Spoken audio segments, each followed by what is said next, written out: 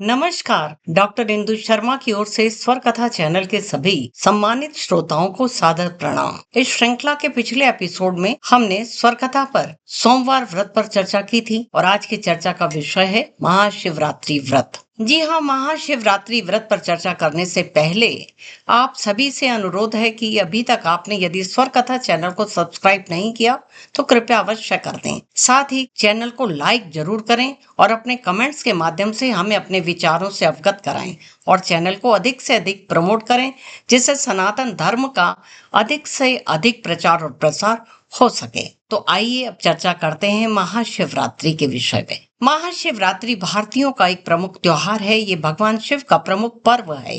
माघ फागुन कृष्ण पक्ष चतुर्दशी को महाशिवरात्रि पर्व मनाया जाता है। माना जाता है कि सृष्टि का आरंभ इसी दिन से हुआ था। पौराणिक कथाओं के अनुसार इस दिन सृष्टि का आरंभ अग्निलिंग, जो महादेव जी का विशालकाय स्वरूप है, के उदय से हुआ। इसी दिन भगवान शिव का विवाह देवी पार्वती के साथ हुआ था। महाशिवरात्रि के दिन भगवान शिव व पत्नी पार्वती की पूजा की जाती है। यह पूजा व्रत रखने के दौरान महादेव और पार्वती जी की पूजा की जाती है। साल में होने वाली 12 शिवरात्रियों में से महाशिवरात्रि को सबसे अधिक महत्वपूर्ण माना जाता है। भारत सहित पूरी दुनिया में महाशिवरात्रि का पावन पर्व बहुत ही उत्साह और मंगल के साथ मनाया जाता है। कश्मीर शैव मत में इस त्योहार को हर रात्रि और बोलचाल में हेरात या हेरत भी कहा जाता है। महाशिवरात्रि से संबंधित अनेक पौराणिक कथाएं हैं, जिनमें समुद्र मंथन की कथा भी बहुत ही प्रचलित है। समुद्र मंथन हिंदू पौराणिक कथाओं की एक अत्यंत महत्वपूर्ण घटना है, जिसका वर्णन श्रीमद् भागवत पुराण और महाभारत जैसे प्राचीन ग्रंथों में मिलता है। देव और दानवों ने मिलकर क्षीर सागर को जब मथा था, जिसमें 14 दिव्य रत्न और अंत में अमृत प्राप्त हुआ। मंथन के लिए मंदिराचल पर्वत को मथानी बनाया गया। नागराज वासुकी को ही रस्सी की तरह पर्वत के चारों ओर लपेटा गया। पर्वत को समुद्र में डूबने से बचाने के लिए श्री हरि ने स्वयं कछुए कूर्म का रूप धारण कर उसे अपनी पीठ पर उठाया था। समुद्र मंथन अमृत का उत्पादन करने के लिए एक निश्चित था, लेकिन इसके साथ ही हलाहल नामक विष भी पैदा हुआ था।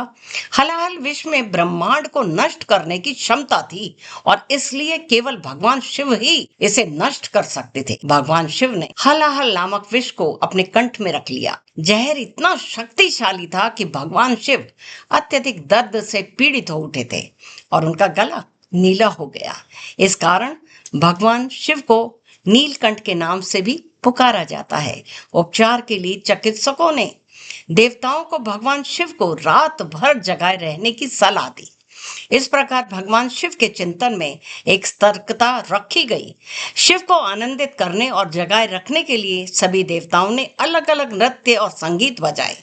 जैसे ही सुबह हुई, उनकी भक्ति से प्रसन्न भगवान शिव ने सभी को आशीर्वाद दिया। शिवरात्रि की इस घटना का यह उत्सव है जिसे शिव ने पूरी दुनिया को बचाया था। तब से सभी भक्त यह उपवास रखते हैं। इस अवसर पर भगवान शिव का अभिषेक अनेक प्रकार से किया जाता है। जलाभिषेक जल से और दुग्धाभिषेक दूध से। बहुत जल्दी सुबह सुबह भगवान शिव के मंदिरों पर भक्तों, जवान, बूढ़ों का तांता लग जाता है। वे सभी पारंपरिक शिवलिंग पूजा करने के लिए जाते हैं और भगवान शिव से प्रार्थना करते हैं।